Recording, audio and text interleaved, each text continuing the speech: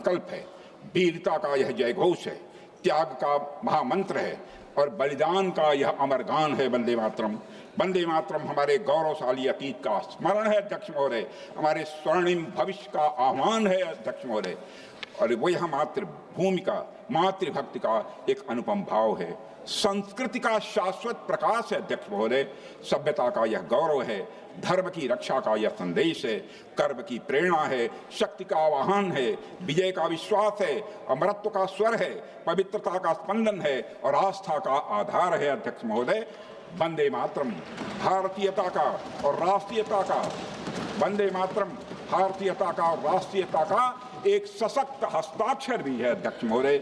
इसलिए गर्व से कहो वंदे मातरम, वंदे मातरम, वंदे मातरम। धन्यवाद। श्री किरण रिजिजू जी। Sir, I rise to present the 12th report of the Business Advisory Committee. Shri Awadhesh Prasad ji.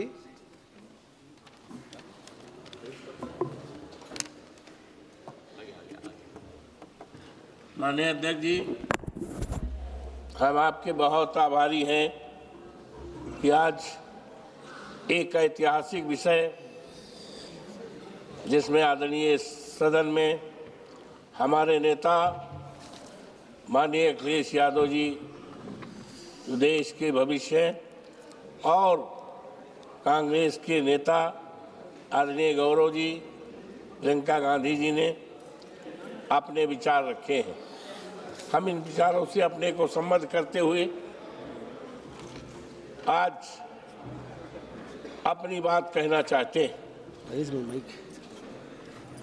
Vande Mataram इस देश की एकता, इस देश की अखंडता और इस देश की आपसदारी और भाईचारा का संकेत है।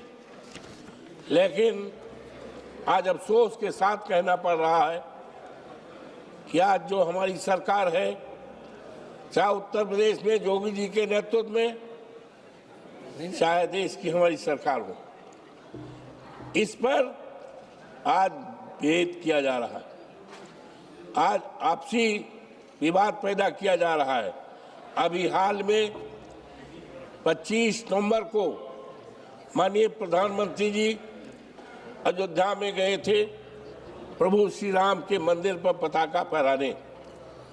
हम नहीं समझ पाए कि मुझको इग्नोर क्यों किया गया, हमें पास क्यों नहीं दिया गया, हमें उसमें शामिल होने का निमंत्रण क्यों नहीं दिया गया।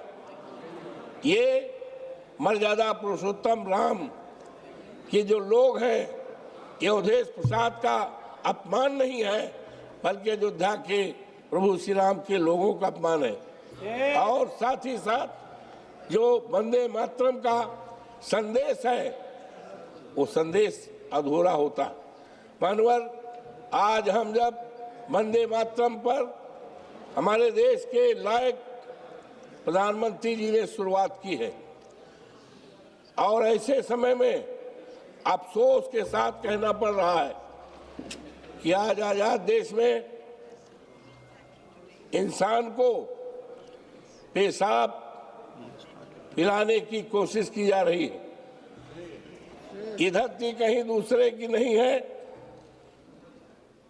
ये लखनऊ स्थित काकोरी कांड जो शहीदों की धरती है, काकोरी में रामपाल पासी जो 70 साल के थे, बीमार रहते थे, मंदिर के किनारे एक चबूतरा था, मंदिर दूर था, बीमारी के कारण उनको पेशाब हो गया और बीजेपी आरएसएस के लोगों ने उनको बेइज्जत करके पेशाब पिलाने का काम किया। वो ऐसे समय पर जब देश में 20 तारीख को सारा देश दीपावली का त्योहार मना रहा था। हमारे लायक मुख्यमंत्री जी फैजाबाद गए हुए थे सामूहिक दीपदान कराने, उसमें भी मुझे नहीं बुलाया गया। ये संदेश नहीं है, ये वंदे मातरम का ये संदेश नहीं है। और इस देश ने मान्यवर अमृत महोत्सव मनाया है, लेकिन अमृत महोत्सव में जिनका देश की आज़ादी में बहादुरी भरा योगदान रहा है, वीरांगना उदा देवी पासी, जिन्होंने लखनऊ स्थित सिकंदराबाद चौराहे पर 36 अंग्रेजों को मार गिराया था और शहीद हुई थी, लेकिन उनका कहीं कोई नामो निशान नहीं है। ये हमारा वंदे मातरम पर जो संदेश है, वंदे मातरम की जो इच्छा है, आकांक्षा है, इस सरकार का उसके उल्टे विपरीत आचरण आज होना चाहिए था। जब वंदे मातरम पर इतना 10 दिन का मैं तो चाहता था कि एक विशेष सत्र बुलाया जाता और विशेष सत्र पर वंदे मातरम पर चर्चा भी होती और वंदे मातरम की इच्छा है, आकांक्षा है, वंदे मातरम जिस तरह का हिंदुस्तान चाहता है, जिस तरह का समाज चाहता है, उसके लिए हम खड़े उतरे कि नहीं। मानवर, ये देश किसी एक जात का नहीं है, ये देश किसी एक धर्म का नहीं है। आप हमारे जनपद फैजाबाद, जिसका नाम अयोध्या हो गया है, वहां पर अशफाकुल्ला 27 साल की उम्र थी, उनको फांसी के फंदा पे लटकाया गया। जब उनकी माँ उनसे मिलने आई, आप किससे मिलना चाहती हो, तो उन्होंने कहा हम भारत माता से मिलना चाहती हूँ। उन्होंने कहा आपके इस शरीर को जिसकी मौत हो रही है कहाँ दफनाया जाए, तो कहा हम आजाद देश की धरती पर हम चाहते हैं। ये भावना थी मानवर, ये भावना थी। पंडित राम प्रसाद बिस्मिल, अशफाकुल्ला, राजेंद्र सिंह लहरी, ऐसे महान पुरुषों का, शहीदों का देश है और वंदे मातरम इन्हीं सबके मेहनत से, इन्हीं सबके बहादुरी और वीरता से हुआ है।